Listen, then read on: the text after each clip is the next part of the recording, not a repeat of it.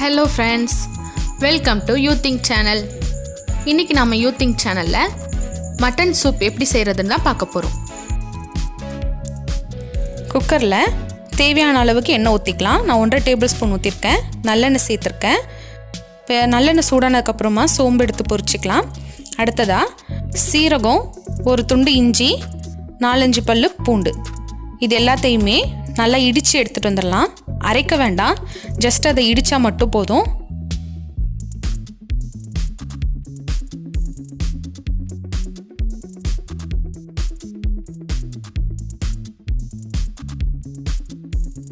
பாருங்கள், இந்த அளவுக்கு இடித்தா மட்டும் போதும்.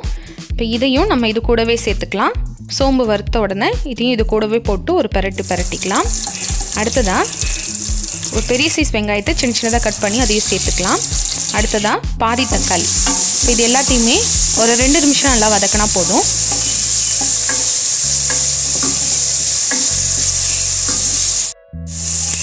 வெங்காய தக்காளி வதங்கிருச்சு. இதுக்கப்புறமா நம்ம கழுவி மஞ்சத்தூள்லாம் போட்டு எடுத்து வச்சுருக்கிற மட்டன், 200 கிராம் மட்டனை நான் இதோட சேர்த்துருக்குறேன்.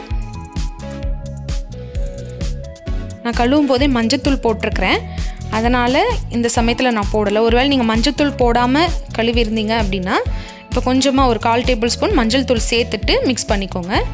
இப்போ இது நல்லா மிக்ஸ் பண்ணியாச்சு.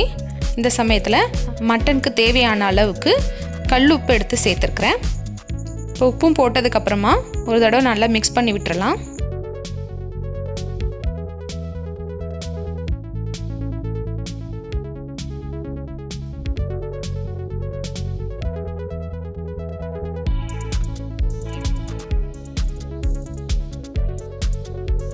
அடுத்ததாக கறி வேகிற அளவுக்கு தண்ணி எடுத்து சேர்த்துக்கலாம். இப்போ சூப் செய்யும்போது தண்ணியை நம்மளுக்கு வேண்டிய அளவை நம்ம முன்னாடியே சேர்த்துக்கணும். ஒருவேளை கறி வெந்ததுக்கப்புறம் நம்ம தண்ணி ஊற்றினோம் அப்படின்னா அது அந்தளவுக்கு டேஸ்ட் இருக்காது. அதனால் உங்களுக்கு வேண்டிய அளவுக்கு நீங்கள் தண்ணி ஊற்றிக்கோங்க.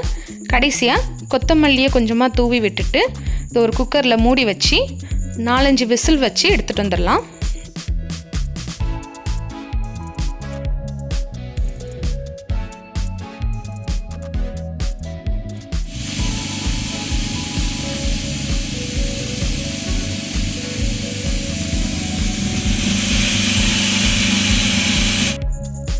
அவ்வளவுதான் ஃப்ரெண்ட்ஸ், நம்முடைய சூப்பரான மட்டன் சூப் ரெடி ஆயிடுச்சு.